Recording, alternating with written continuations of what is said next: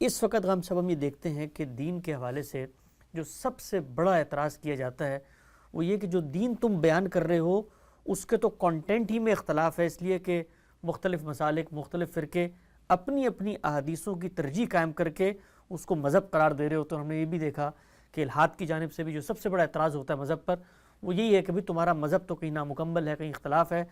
تو یہ چیز کتنی اہمیت کی حامل ہے کہ تاریخ میں اختلاف رہے گا، اس اختلاف کو برقرار رکھتے ہوئے ہم آگے بڑھ سکتے ہیں، لیکن ہمارا اصل دین بالکل محفوظ ہے۔ یعنی تاریخ میں تو دسیوں مسائل پیدا ہوں گے، اس کو کوئی ایک فرد، دو افراد، 10 لوگ منتقل کر رہے ہیں۔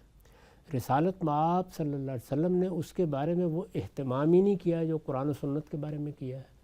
یعنی قرآن مجید تو فرد فرد تک پہنچانے کا عمل تھا، سنت فرد فرد کو بتانی ضروری تھی، عمل پیرا ہونا تھا لوگوں نے۔ اس میں تو کسی نے سوال کیا، جواب دے دیا، کسی وقت کو خطبہ دیا، کچھ لوگوں نے سن لیا، کچھ نے نہیں سنا ہے۔ اس میں پہلے دن سے وہ اہتمام ہی موجود نہیں ہے۔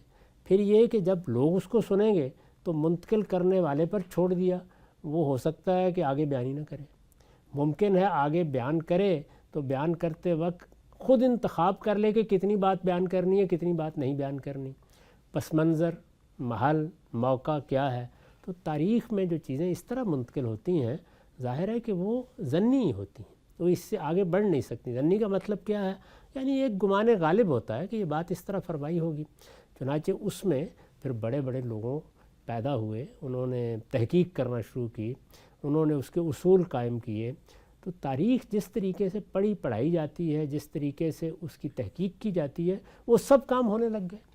یعنی یہاں ہم یہ واضح کر دیں کہ تاریخ کے لیے یہ الگ الگ اصطلاحیں اختیار کی گئیں۔ رسالت مآب صلی اللہ علیہ وسلم کی تاریخ حدیث، صحابہ کرام کی تاریخ آثار، اور بعد میں جو عمومی تاریخ ہے اس کے لیے تاریخ کا لفظ یا احوال کا لفظ اور بہت سی تعبیریں اختیار کر لی گئیں۔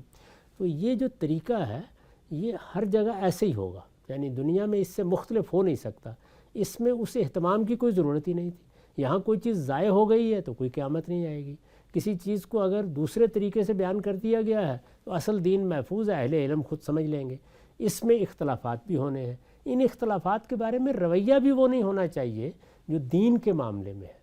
یعنی وہاں تو کوئی چیز اگر ہم سے کھو گئی تو حادثہ ہو گیا۔ یہاں کیا ہے؟ یہاں یہ ہے کہ اختلاف ہے، میری سمجھ میں ایک بات آئی، میں نے اس کو قبول کر لیا، آپ کی سمجھ میں نہیں آئی، آپ قبول نہ کریں، اس پہ بحث بھی ہوتی رہے گی۔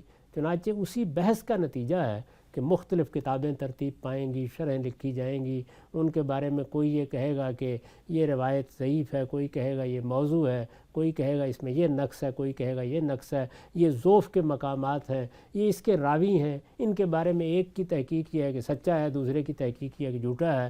یہ سب معاملات اس دائرے میں ہوں گے۔ یعنی یہ بھی بہت بڑا علم ہے جس کی ہمیں قدر بھی کرنی ہے، جس کو منتقل بھی کرنا ہے، جس کی خدمت بھی کرنی ہے، لیکن اس علم کو اس علم سے بالکل الگ رہنا ہے، اور یہ اس طرح الگ رکھنا ہے کہ کسی درجے میں بھی ان کے درمیان کوئی اختلاط نہ پیدا ہونے پائے۔ میں نے عرض کیا کہ درمیان کے دور میں جو ایک بڑا مسئلہ ہوا وہ اس دوسرے علم کے لیے بھی لفظ سنت کے استعمال سے ہوا، تو لفظ مشترک کرنے سے خرابی پیدا ہو گئی، وہ نہیں ہونا چاہیے تھا۔ میں نے اس کے بارے میں توجہ دلائی ہے اپنے ایک مضمون میں، میری کتاب مقامات میں ہے، کہ اس خلط مبحث کو دور کرنے کے لیے لازم ہے کہ ہم اب رسالت مآب صلی اللہ علیہ وسلم کے عمل کی روایت بھی اگر ہمیں ملتی ہے تو اس کو اسوہ حسنہ سے تعبیر کریں۔ چنانچہ میرے ڈسکورس میں یہی لفظ استعمال کیا جاتا ہے، جب کوئی مستقل بذات دین ہے تو سنت، اور وہ میں نے عرض کر دیا کہ وہ نقل القافہ کے طریقے پہ ملتا ہے، سب مسلمان اپنے علم العامہ سے اس کو منتقل کر رہے ہیں۔ اور یہاں جو چیز ملتی ہے وہ ظاہر ہے کہ اخبار احاد ہے، ایک فرد کا بیان ہے، 2 افراد کا بیان ہے، ان میں حضور کا عمل مل رہا ہے کوئی، یعنی آپ نے جو دین دیا قرآن کی صورت میں، سنت کی صورت میں، اس پر عمل کیا، کسی نے دیکھا تو بیان کر دیا، حضور نے ایسے غسل کیا تھا، حضور نے ایسے وضو کیا تھا۔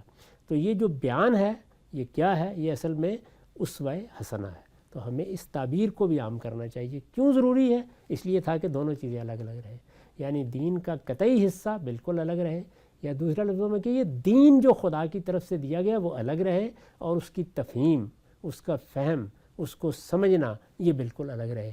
یہ سمجھنا، یہ تفہیم، یہ تبیین پیغمبر کی بھی ہو تو اس کو الگ رہنا چاہیے، اس سنت سے اور قرآن سے جو پیغمبر ہی نے دیا ہے.